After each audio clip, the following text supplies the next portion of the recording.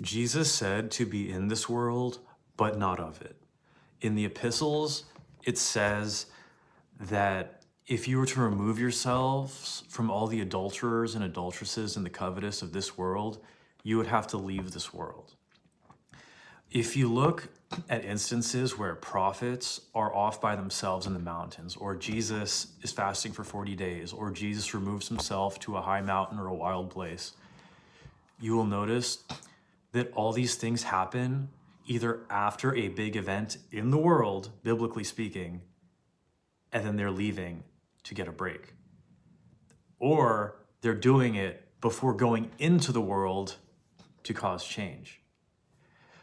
Monks and monasticism basically create a facsimile of holiness where they wear the flowing robes, like the Pharisees, and then they make a great show of how pious they are by being as far away from people as possible, because if you want to come to them, you have to go up high into the mountain or deep into the woods to meet the holy people. But the thing is this is disobeying God to appear righteous. Nowhere in the Bible is there this idea that you have to go off into the mountains forever and, to have your walk with God be solely based on you is breaking the Great Commission that Jesus gave, which is to preach the gospel to every creature. And that's why you shouldn't look up to people like monks, because they weave a good yarn about these visions that they have, right?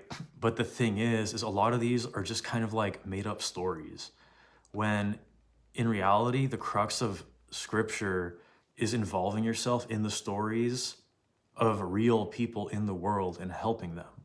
You are not helping people by going way far away and basically like pretending to be pious.